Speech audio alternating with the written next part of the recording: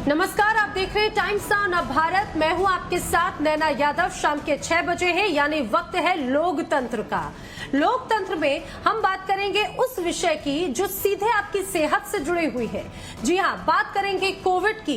Covid के बढ़ते मामले किस तरह से दुनिया ही नहीं देश में कहर बरपा रखे हैं और कोविड के मामले अब बच्चों को भी अपनी चपेट में ले रहे हैं। और बच्चे सिर्फ किसी एक या दो राज्यों के नहीं, बल्कि देश भर में कई ऐसे मामले सामने आए जिसमें कई नौनिहाल, कई बच्चे कोविड की चपेट में आ चुके हैं। आखिर क्या है इसका प्रभाव, कैसे करेंगे बचाव, क्या स्थिति है, ये हम जानेंगे। साथ ही साथ बात करेंगे उत्तर प्रदेश की सियासत की भी, जिसमें इधर चला से उधर चला की राजनीति जोरों पर देखने को मिल रही है। एक तरफ दारा सिंह चौहान ने इस्तीफा दिया तो बीजेपी में भी सपा के कुछ नेता शामिल हो गए। बात करेंगे इस खबर की भी, लेकिन सबसे पहले कोविड के बढ़ते कहर के बारे में जान लीजिए। कोविड का कहर किस तरह से देश भर में लोगों को अपनी चपेट में ले रहा है, आंकड़े उसकी बानगी है। अगर हिंदुस्तान की बात करें तो भारत में लगातार कोविड के मामले बढ़ते जा रहे हैं और कई ऐसी रिपोर्ट सामने आई है जिसमें दावा किया जा रहा है कि जनवरी का मध्य और फरवरी के बीच में कई कोविड के मामले बढ़ेंगे।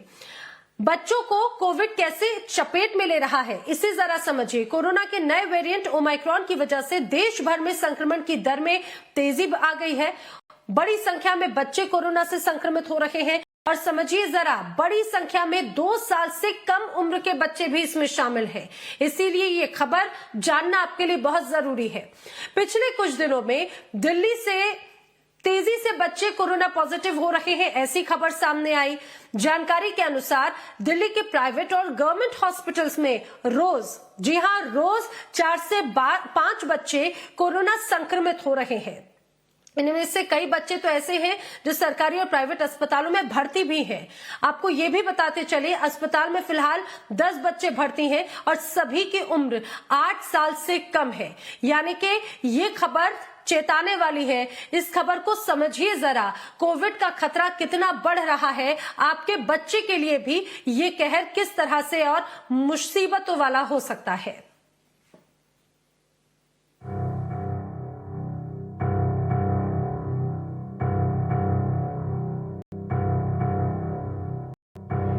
कोरोना की तीसरी लहर को लेकर जिस बात का डर था, वो डर अब सबको दिखने लगा है।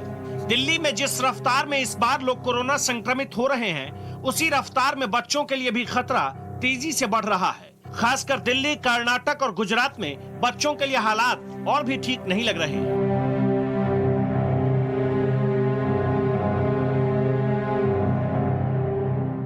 पिछले कुछ दिनों का आंकड़ा दिल्ली के लिए एक भयावह संकेत है।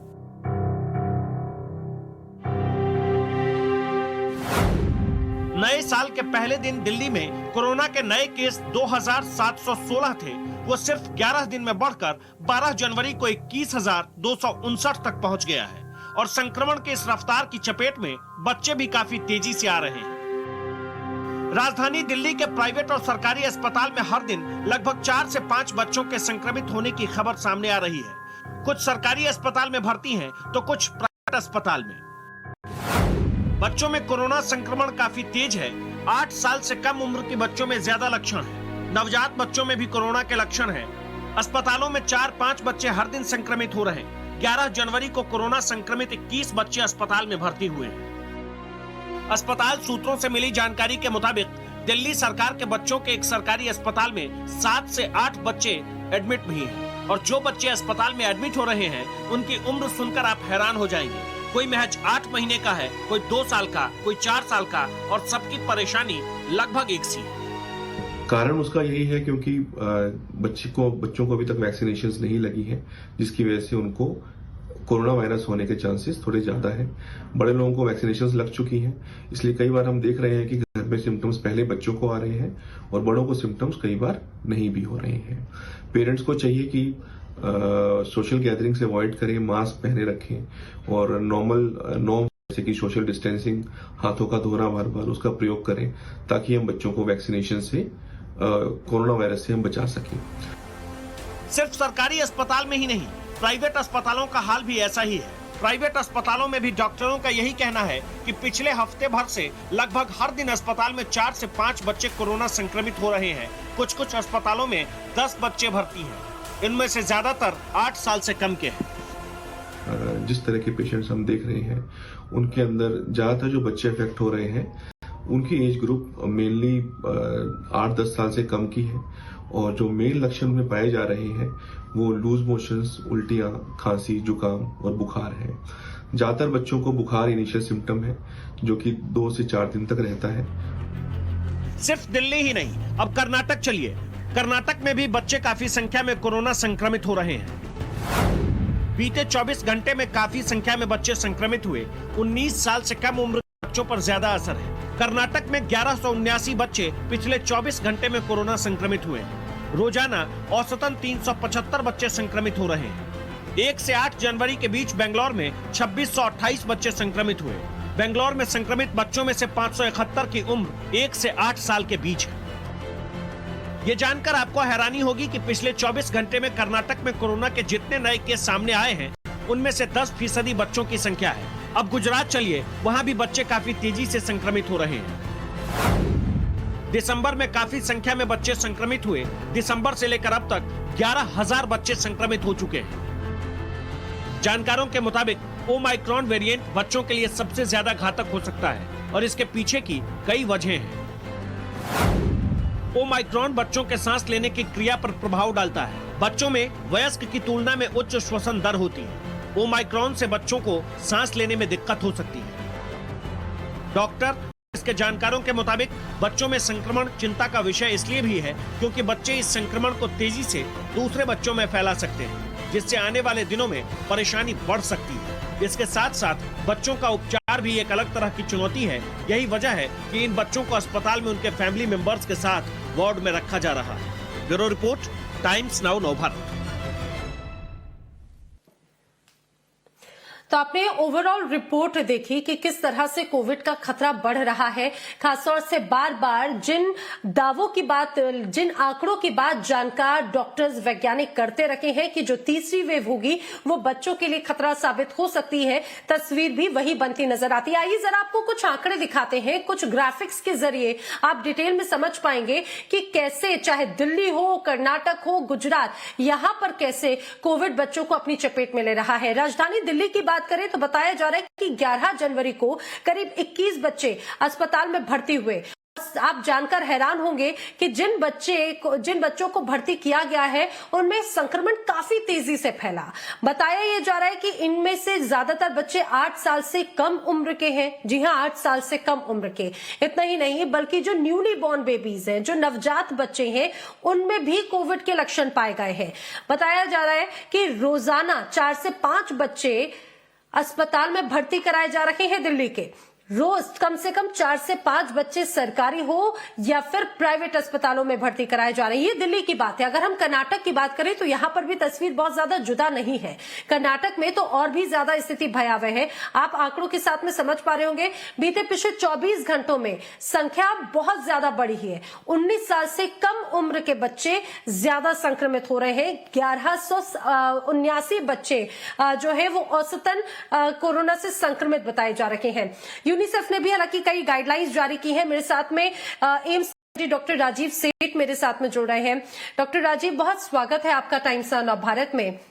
मैं चाहूंगी प्लीज आप ये जरा बताएं कि ये जो वेव है, क्या इसे हम थर्ड वेव के तौर पे कंसीडर करें, उसी थर्ड वेव के तौर पे जो बच्चों के लिए बहुत ज्यादा घातक हो सकती है? कैसे इम्पैक्ट पड़ रहा है?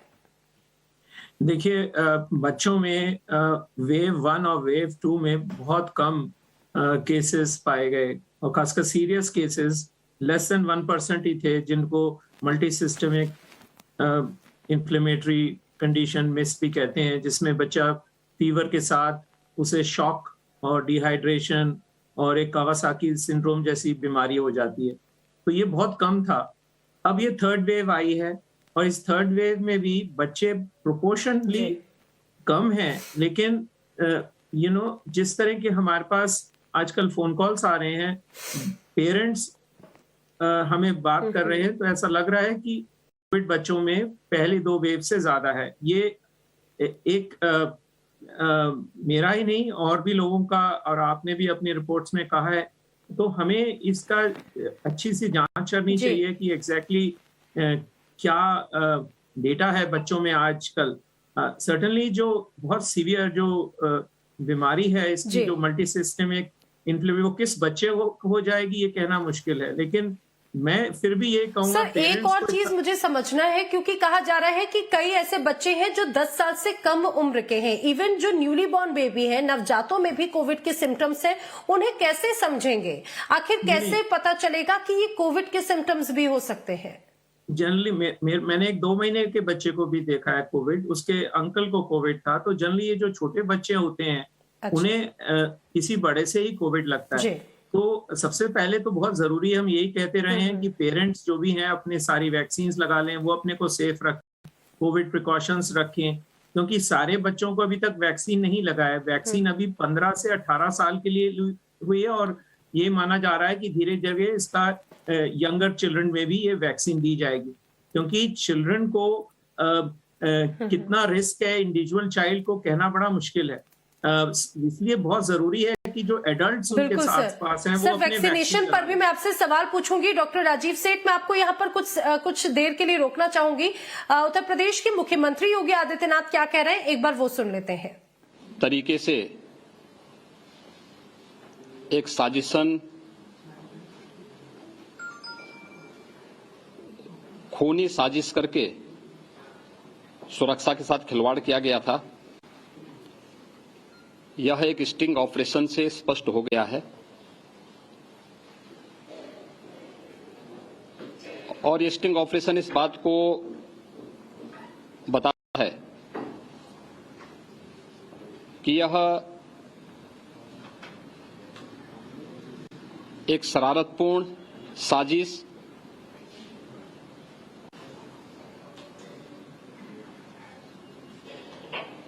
शरारतन आयोजित की गई साजिश, पूर्व प्रायोजित साजिश का हिस्सा है। यह एक सुरक्षा के साथ की गई कॉन्स्पिरेंसी है और स्पॉन्सर्ड है। अब यह स्पष्ट हो गया है। आश्चर्य होता है कि देश के सर्वोच्च कार्यकारी संवैधानिक प्रमुख के साथ की सुरक्षा के साथ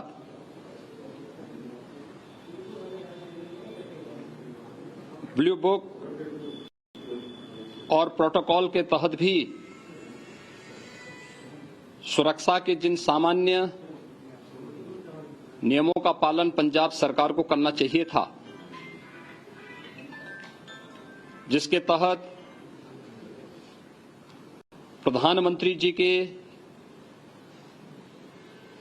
आगमन पर राज्य के मुख्यमंत्री, राज्य के मुख्य सचिव और राज्य के पुलिस महानिदेशक स्वयं उपस्थित होकर के भौतिक उपस्थिति से अगवानी करते। उस सामान्य शिष्टाचार और प्रोटोकॉल का भी पालन पंजाब की सरकार ने नहीं किया था। किसी भी वीवीआईपी मूवमेंट के पहले इंटेलिजेंस के इनपुट आते हैं। लोकल इंटेलिजेंस पूरे रूट चार्ट को, पूरे मूवमेंट को विस्तृत रूप से शासन के संज्ञान में उपलब्ध करवाती है, और इंटेलिजेंस इनपुट होने के बावजूद, क्योंकि खालिस्तानी मूवमेंट से जुड़े हुए कुछ तत्वों के बयानात जिस प्रकार से आ रहे थे और इंटेलिजेंस इनपुट जिस रूप में थे, और यह इंटेलिजेंस इनपुट में पहले से था कि प्रधानमंत्री जी की रैली में 1 लाख से अधिक लोग आएंगे, उस सब के बावजूद मौसम खराब है, वैकल्पिक रूट की व्यवस्था भी पहले से वहां के स्थानीय प्रशासन और शासन के संज्ञान में था, लेकिन फिर भी इन सब की अनदेखी करते हुए प्रधानमंत्री जी की फ्लीट को वहां पर रोका गया था जहां पर कोई भी ड्रोन का हमला या सुरक्षा पर आसानी से सेंध लगाने की शरारतपूर्ण चेष्टा हो सकती थी। और इन सब की अनदेखी पंजाब सरकार ने किया। प्रधानमंत्री जी के पंजाब विजिट के दौरान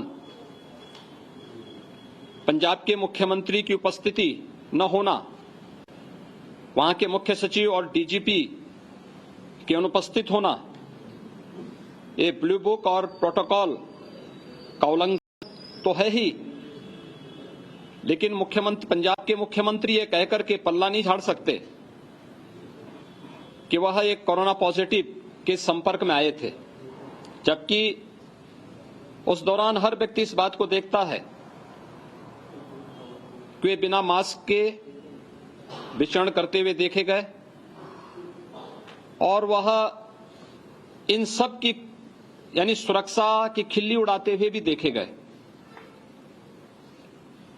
इस सारा घटनाक्रम इस बात को प्रदर्शित करता है कि देश के सर्वोच्च कार्यकारी प्रमुख की सुरक्षा के साथ, देश की संवैधानिक संस्थाओं के साथ, राष्ट्रीय सुरक्षा के साथ और देश के सम्मान के साथ किस शरारतपूर्ण तरीके से कांग्रेस पार्टी आज खिलवाड़ कर रही है। मुख्यमंत्री का यह बयान न केवल हास्यास्पद और निंदनीय है कि उन्होंने प्रधानमंत्री की सुरक्षा चूक के बारे में कांग्रेस के उत्तर प्रदेश के प्रभारी को सूचित किया था। ये इस साजिश, इस खूनी साजिश को और भी पर्दाफाश करता है। एक संवैधानिक पद पर बैठा हुआ व्यक्ति इतना गैर जिम्मेदाराना तरीके से सुरक्षा की एक भीषण खामी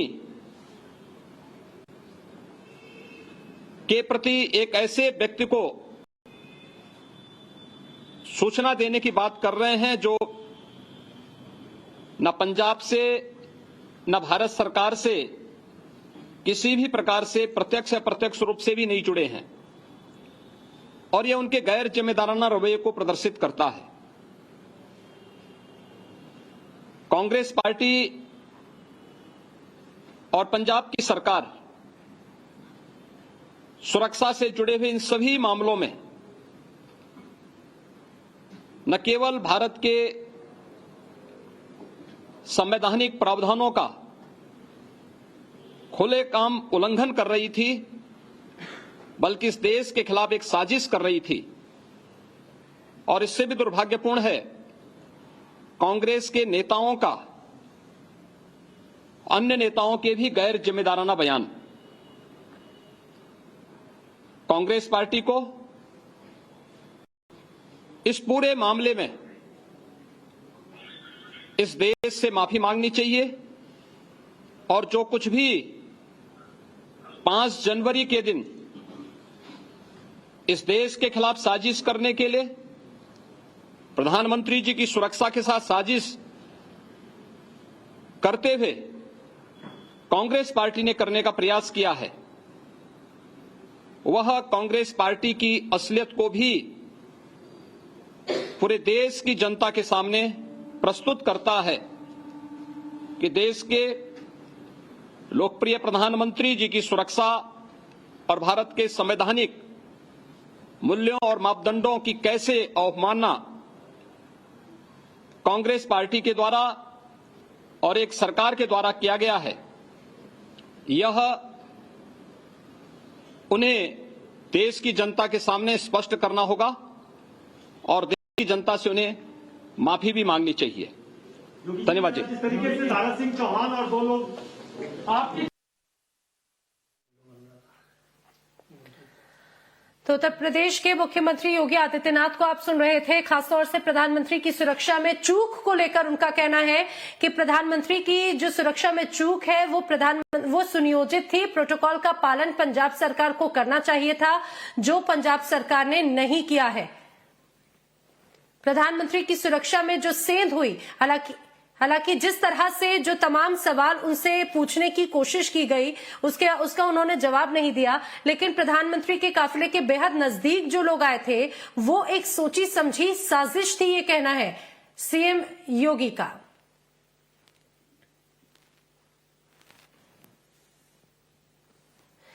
वहीं आपको ये भी बताते चले, उत्तर प्रदेश में पिछले 2 दिनों से उठापटक का दौर जारी है राजनीतिक दलों के, क्योंकि पिछले 2 दिनों में 24 घंटे के अंदर 5 बीजेपी के नेताओं ने बीजेपी से इस्तीफा दिया, जिनमें 2 कैबिनेट मिनिस्टर्स हैं।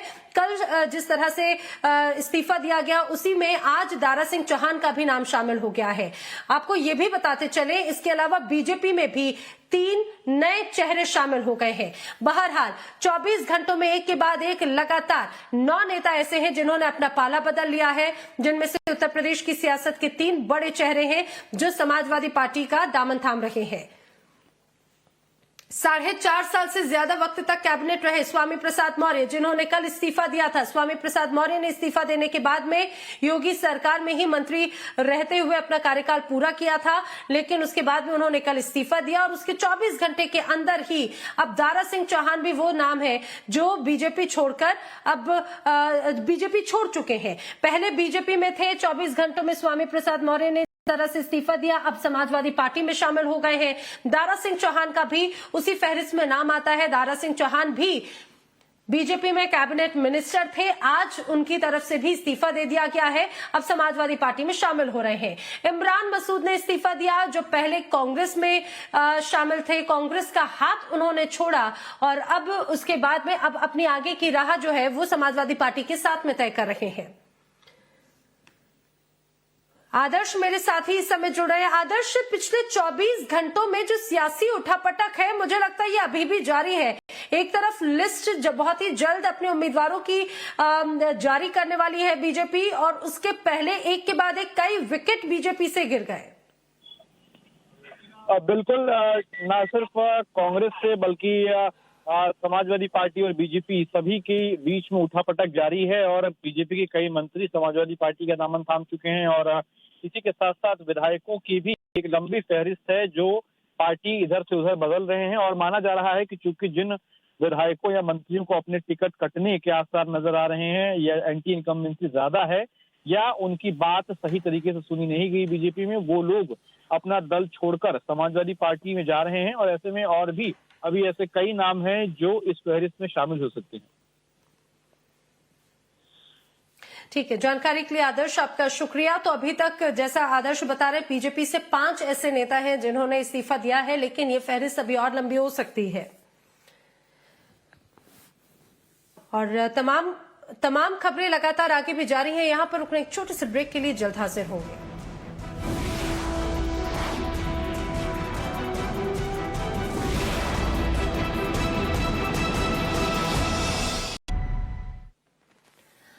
नमस्कार, आप देख रहे हैं टाइम्स ऑफ भारत। मैं हूं आपके साथ नैना यादव।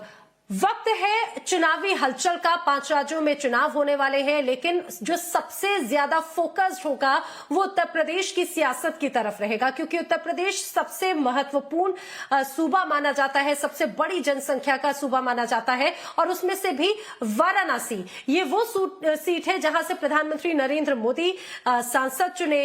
अगर इस पूरे इलाके की बात करें तो यहां पर पिछले कई दिनों से सियासी हलचल काफी जोरों पर रही। 5 विधानसभा सीटें यहां से आती हैं, लेकिन हिंदुत्व का एजेंडा यहां पर जमकर रहता है। विशेष रूप से काशी विश्वनाथ कॉरिडोर के उद्घाटन के बाद में यहां पर एक अलग सियासी समीकरण बनता हुआ नजर आता है। जनता का मूड क्या है, आखिर वाराणसी की जनता क्या सोचती है, ये देखिए वोट के धर्म युद्ध में।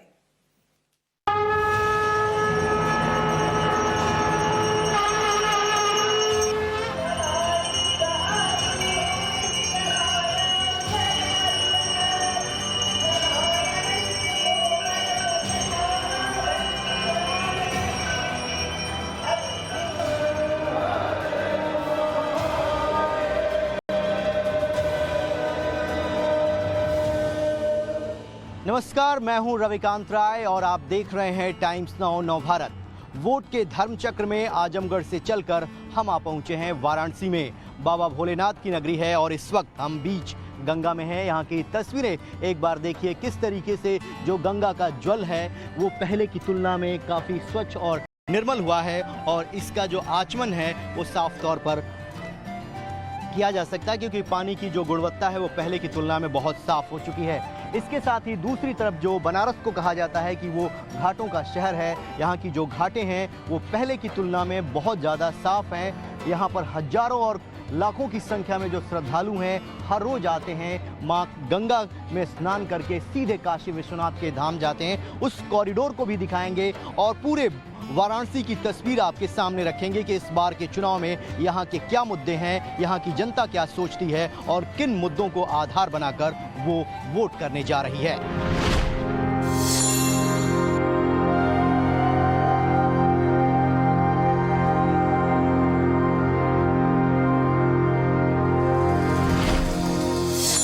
साल 2014 में नरेंद्र मोदी जब यहाँ से चुनाव लड़ने के लिए आए थे तो उन्होंने अपने एक बयान में कहा था कि मैं यहाँ आया नहीं हूँ, माँ गंगा ने मुझे बुलाया है। इस वक्त हम गंगा के बीचों बीच हैं और हर साल चुनाव में एक बड़ा मुद्दा होता है कि किस तरीके से गंगा के जल को स्वच्छ और निर्मल बनाया जाए।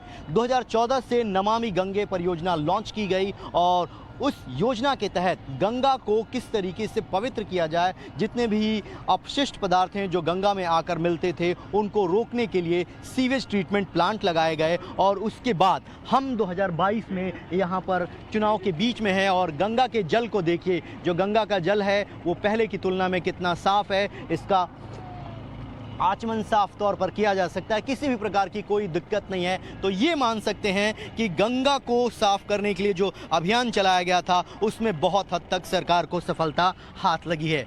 हमारे साथ यहाँ पर नाविक हैं, कुछ लोग हैं, उनसे भी बातचीत करते हैं। दोस्त, क्या नाम है आपका? किशन साहनी। साहनी जी, ये बताइए कि हर साल यहाँ पर श्रद्धालु आते हैं, कुछ आपके जीवन में बदलाव हुआ है, कुछ अच्छे काम किए हैं सरकार ने? आपके समय में बहुत अच्छा काम हो रहा है, यहाँ पे कॉरिडोर वगैरह बन रहा है, पूरी घाट अच्छा रंगा रहा है, लेकिन सब कुछ अच्छे हो रहा है, बहुत बढ़िया हो रहा है सब। आपकी कमाई में कोई वृद्धि हुई, श्रद्धालु ज़्यादा आ रहे हैं? मोदी जी जब आए यहाँ पे कमाई और बढ़ गई, भीड़ और ज़्यादा हो रही है इस टाइम। तो दिन का कितना कमा लेते हैं आप लोग?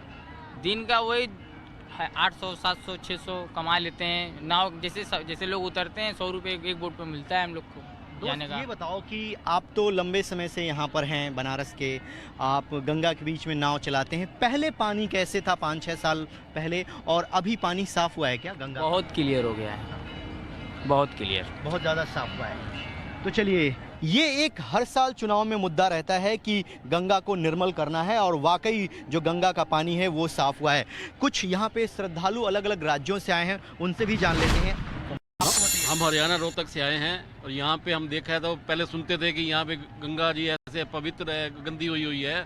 अब तो पानी स्वच्छ ऐसे होता है जैसे फिल्टर से निकला हुआ हो और बढ़िया मज़ा आ रहा है और ये बहुत अच्छी जगह है और ये भगवान शिव की नगरी है और इसके लिए हम बड़े टाइम से तरसते थे कि यहाँ पे आएँ देखें क्या है। बहुत भगवान ये हमारे मोदी जी भी भोला के तरह ही हैं और ये ऐसे हैं कि भी मतलब इन्होंने तो पहाड़ों में अपना केदारनाथ में तपस्या करी है, हम तो इनके चरण छू के पवित्र हो जाएं, ये ऐसे ऐसे उनके वो वचन हैं और जो कहते हैं वही करते हैं और हम देख रहे हैं वही करके दिखाया इन्होंने। जो कहते हैं वो करते हैं। बाबा, आप बताइए, आप पहली बार आए या पहले आए थे? पहले भी मैं आया था, पहले इतना सुधार नहीं था। जो अब देखा है, अब भगवान बाबा भोलेनाथ की कृपा से अच्छा सुधार हो रहा है। तो आप लोग बताइए कि उत्तर प्रदेश में जो योगी आदित्यनाथ की सरकार है और केंद्र में जो नरेंद्र मोदी की सरकार है वो अच्छा काम कर रही है? वो 101% योगी की सरकार आएगी और वही जीतेगी और उन्होंने जो काम करे हैं उसके अलावा और कोई हिंदुस्तान में कर ही नहीं सकता।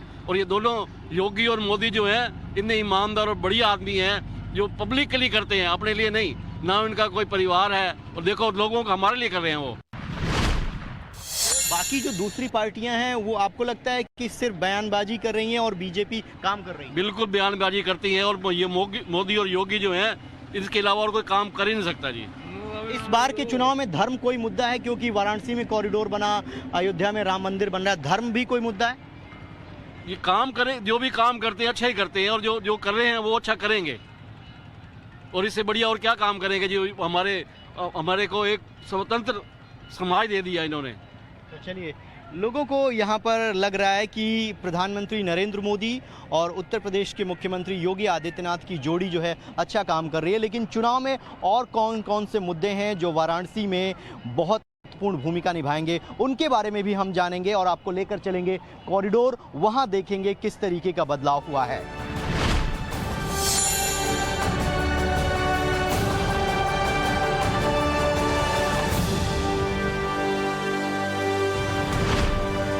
सरकार जो है इसे धार्मिक और पर्यटन स्थली के रूप में डेवलप कर रहे हैं, कितना कुछ बदला है बनारस, क्या आप लोग महसूस करते हैं? मेरा नाम पंडित हरेंद्र उपाध्याय है। मैं काशी में करीब 35 वर्षों से रह रहा हूँ। काशी की वो भी पुरानी परंपरा और स्थितियों को मैंने देखा है, और आज जो है मोदी जी और योगी जी के आने के बाद भी देख रहा हूँ।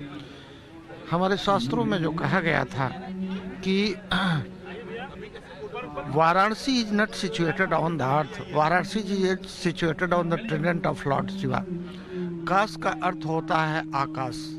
तो जब ब्रह्मा ने ये सृष्टि बनाया तो वह है भोले को लगा कि यह मेरे योग्य नहीं है, तो उन्होंने आकाश में इस काशी को बनाया। उसी प्रकार से मोदी जी और योगी जी आने के बाद जो है बाबा विश्वनाथ की कृपा और माँ गंगे की कृपा से काशी उसी प्रकार सज गई, दुल्हन की तरह सज गई। जो अंतरिक्ष में, जो आकाश में स्वर्ग लोक की कामना की जाती है और कहा जाता है, उसी प्रकार से जो है आज के परिप्रेक्ष्य में मैं काशी को देख रहा हूँ। बनारस को देखने के लिए आए थे, पूरे देश की मीडिया आएगी, यहाँ पर इलेक्शन भी है, लेकिन मैं ये सिर्फ जानना चाहता हूँ कि वाराणसी जिसका अपना एक गौरव रहा है, इतिहास रहा है, आप लोगों को लगता है कि जो मौजूदा सरकार है उसने इसके वैभव को और ज़्यादा अच्छा बनाने में काम किया है? कैसे देखते हैं आप काम? कोई दो राय नहीं है कि मोदी जी के कार्यकाल में इस शहर ने विशेषता पाई है, और इसको और तरह से इसका बहुत अच्छा सा पुनरुत्थान हो रहा है, न केवल सांस्कृतिक और धार्मिक लिहाज से, बल्कि एंटरप्रेन्योरशिप बिजनेस के लिहाज से भी बहुत अच्छा डेवलप हो रहा है। शहर में बहुत ही नए उद्योग अपने आप ही अच्छे बन रहे हैं, और बहुत सुंदरता भी बढ़ी है। तो इसका मान सम्मान सभी बहुत अच्छा से बढ़ाया है इस गवर्नमेंट ने, खास करके यूपी में योगी जी ने भी और बहुत अच्छा किया है। और प्रेरणा तो स्रोत मोदी जी की सरकार ही है, मोदी जी अपने आप में रहे, इसमें दो राय नहीं है कि इतना योग्य पुरुष मोदी जी जैसा हमारे देश में अद्भुत नेता हैं। वो केवल देश के ही नहीं, आज की तारीख में तो अंतर्राष्ट्रीय लेवल पे भी उनके बराबर का दूसरा कोई नेता है ही नहीं। वाराणसी आए, कैसा लगा आपको सुबह सुबह का दृश्य? बहुत ही अच्छा, अमेजिंग, कुछ बोलने जैसा ही नहीं है। जैसे इधर का जो सुबह का जो आरती हुआ अभी 80 घाट पे, माइंड ब्लोइंग है सर। इससे पहले आप वाराणसी कब आए थे? इससे पहले मैं 6 साल पहले आया था सर।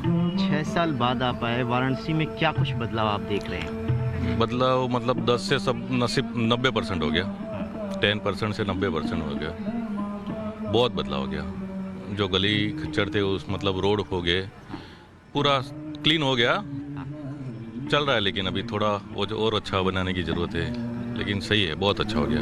आप लोगों को लगता है 2022 में विधानसभा के चुनाव हैं, इस बार यहाँ की जनता, क्योंकि अपोजिशन की जो पार्टियां हैं वो कह रही हैं कि योगी और मोदी की जो जोड़ी है वो सिर्फ हिंदू की बात करती है, धर्म की बात करती है, हिंदुत्व को प्रमोट करते हैं, वो मुद्दा रहेगा या विकास जो हुआ है उसके आधार पर जनता वोट करेगी?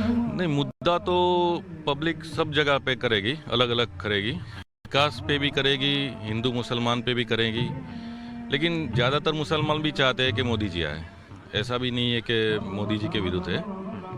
विकास पे तो मोदी जी ने बहुत किया है, सब अच्छा किया है।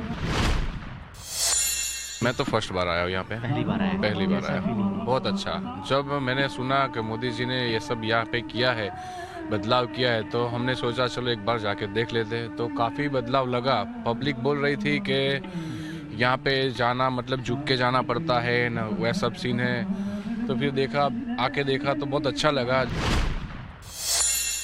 तो इस बार के विधानसभा चुनाव में अगर बनारस की बात करें तो क्या लगता है, क्या फैक्टर होगा, क्या मुद्दा होगा जिस पर चुनाव लड़ा जाएगा?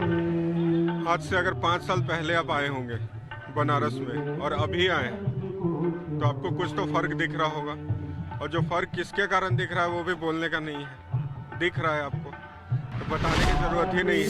आप खुल के बोलिए। भाजपा यानी जो मोदी और योगी की जोड़ी है उसने काम किया है, वाराणसी में दिख रहा है आप लोग। बहुत आप अभी सो के उठ रहे होंगे, और कितनी बार ऐसा हुआ है कि अभी योगी जी इंस्पेक्शन करके चले गए, क्या काम चल रहा है, नहीं चल रहा। तो ऐसा एक्टिव और कर्मठ मुख्यमंत्री पहले तो हम लोगों ने अपने इसमें नहीं देखा। मैं भी 90s का हूँ, आप भी 90s के होंगे, तो अभी तक हमने ऐसा नहीं देखा कहीं भी। एक आखिरी सवाल, लोग ये कह रहे हैं कि जो मौजूदा सरकार है वो धर्म की बात करती है, हिंदुत्व की बात करती है, तो क्या धर्म और हिंदुत्व की बात करना गलत है? तो उसके अलावा भी तो बहुत चीज कर रही है। ऐसा तो नहीं है कि केवल धर्म को लेके चल रही है। अगर आप रोड पे जा रहे हैं, हाईवे देख रहे हैं, तो वो केवल धर्म से तो नहीं है, धर्म के अलावा भी काम हो रहा है ना। और साथ साथ अगर धर्म का भी ये उद्धार हो रहा है तो क्या गलत है? वाराणसी में कुल 84 घाट हैं, लेकिन सबसे महत्वपूर्ण घाट दशाश्वमेध घाट है। और आप तस्वीरों में देखिए, 2014 से पहले कहा यह जाता था कि जो कोई वाराणसी आता था उनको इसी बात को लेकर शिकायत होती थी कि वाराणसी की घाटों की जो रखरखाव है वो अच्छे तरीके से नहीं होती थी। लेकिन दशाश्वमेध घाट की जो तस्वीर है वो पूरी तरीके से बदली हुई है। हर शाम को यहाँ पर गंगा आरती होती है, और जब भी वाराणसी में कोई बड़े गणमान्य व्यक्ति आते हैं वो गंगा आरती में हिस्सा लेते हैं, और ये प्रतिदिन गंगा आरती की जाती है और लाखों लोग यहाँ पर इकट्ठा होकर इस आरती को देखते हैं। तो यहाँ पर जो डेवलपमेंट होना चाहिए, गंगा के पास में घाटों का जो साफ सफाई का रखरखाव रखा जाना चाहिए, वो साफ तौर पर जब आप बनारस में आएंगे तो ये बदलाव दिखाई देता है।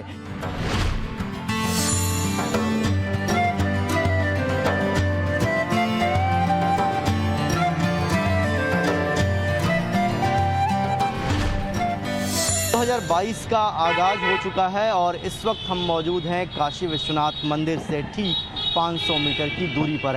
आप देखिए, श्रद्धालु बड़ी संख्या में यहाँ पर आते हैं, और सबसे पहले बनारस में बड़ी दिक्कत ये होती थी कि यहाँ पर जो सड़कें थी वो बहुत ही पतली थी। जो लोग आते थे वो यहाँ फंस जाते थे और लंबे समय तक यहाँ पर जाम लगा रहता था, जिससे आने जाने वालों को बड़ी दिक्कतें होती थी। आप बताइए, आप यहीं के रहने वाले हैं? जी भैया। सड़कें पहले से कितनी बदली हैं? बहुत चौड़ा हुआ है। पहले तो आने जाने के लिए बहुत दिक्कत होता था, अब इतना ज़्यादा चौड़ा कर दिया गया है कि आदमी कायदे से बाहर से भी पर्यटक अपनी 4 व्हीलर लेके आके आराम से दर्शन कर सकती है। कैसा लगा आपको बनारस? बहुत अच्छा लगा। मोदी जी ने वो काम करके दिखाया जो आज तक मेरे ख्याल में 700 सालों में भी नहीं हो पाया होगा। और हम मोदी जी का और योगी जी का बहुत बहुत धन्यवाद करते हैं जो उन्होंने अपने इस विश्वनाथ बाबा के दर्शन के लिए सुलभ वो दर्शन करवाने का वो प्रयास किया। तो ये एक बड़ी समस्या थी बनारस की कि यहाँ पर जाम लगा रहता था, कोई भी वीवीआईपी मूवमेंट हो लोगों को रोकना पड़ता था। लेकिन अब जो है बहुत अच्छी बना दी गई हैं यहाँ पर। इस वजह से जो लोग यहाँ पर दर्शन करने के लिए आ रहे हैं, जो श्रद्धालु आ रहे हैं, उनको किसी भी प्रकार से कोई दिक्कत नहीं हो रही है। तो कह सकते हैं कि बनारस बदल रहा है, बनारस में विकास हुआ है, और विकास का प्रतीक है ये सड़कें, जिनको बड़ी मेहनत के बाद चौड़ा किया गया है।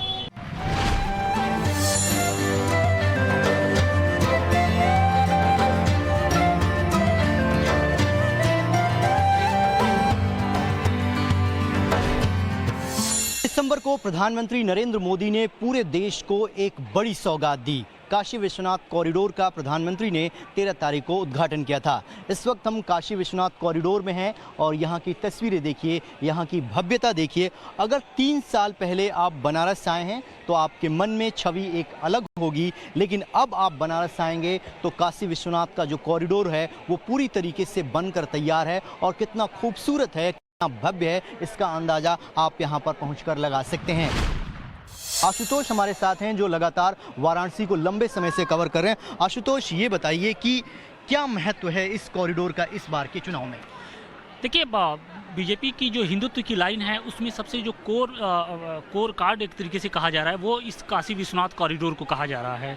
सबसे बड़ी बात यह है कि इस काशी विश्वनाथ के जरिए प्रधानमंत्री नरेंद्र मोदी जो शिव भक्त हैं, जो हिंदू धर्म में आस्था रखने वाले हैं, उनको एक बड़ी सौगात उन्होंने दी। और आप ये जो धाम देख रहे हैं, इसके पहले जब भी लोग आते थे यहाँ पर तो पूरा मंदिर परिसर था वो आसपास के जो छोटे छोटे मकान थे उनसे जकड़ा हुआ था।